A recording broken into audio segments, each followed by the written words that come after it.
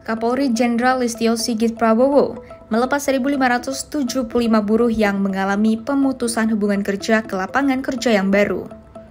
Kegiatan pelepasan berlangsung di lapangan Bayangkara Mabes Polri Selasa siang 29 Juli 2025. Para buruh ini nantinya akan bekerja di 4 perusahaan swasta yang sudah bekerja sama dengan Polri, yakni PT Gold Imperial Indonesia, PT Longreach Indonesia, PT Indonesia Dream Sports, dan PT Tasung. Listio menegaskan, kepentingan buruh harus diperjuangkan bersama agar stabilitas sosial dan produktivitas nasional dapat terjaga. Tentunya saya berpesan kepada Des Ketenagakerjaan dan seluruh jajaran di wilayah, tolong jaga iklim investasi, kawal investasi yang masuk ke Indonesia sehingga kemudian muncul industri-industri baru, muncul investasi-investasi baru, dan dengan memunculkan industri dan investasi yang baru, tentunya ini juga membuka lapangan pekerjaan yang baru. Dan saya tentunya titik kepada perusahaan-perusahaan yang ada, jadikan teman-teman buruh ini menjadi aset perusahaan, menjadi bagian dari keluarga perusahaan. Karena apa?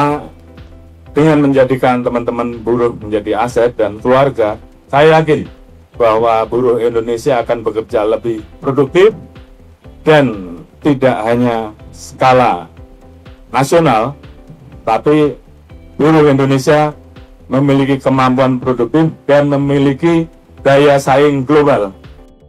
Program yang diinisiasi Polri ini pun mendapat respon positif dari para buruh yang sebelumnya harus menelan pil pahit karena ter-PHK.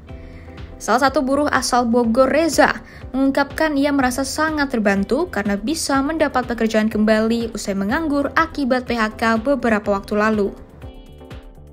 Saya kerja di Bogor, ya mungkin karena krisis global ekonomi ya, jadi kami akhirnya jadi terdampak dari PHK. Akhirnya kami, ya alhamdulillah sih dengan adanya program dari Mabes Polri ataupun dari Kapolri, kami sangat merasa terbantu lah.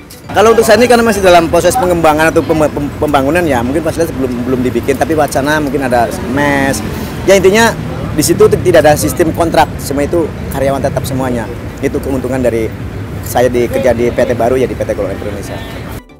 Sebelum dipekerjakan di perusahaan baru, para buruh ini harus mengikuti pelatihan terlebih dahulu di Balai Latihan Kerja dan Sekolah Polisi Negara atau SPN Polri. Hal ini bertujuan guna meningkatkan kualitas tenaga kerja. Kehadiran program penempatan buruh terdampak PHK ini diharapkan menjadi model sinergi antar lembaga dalam memperluas lapangan kerja dan mendorong pemulihan ekonomi nasional.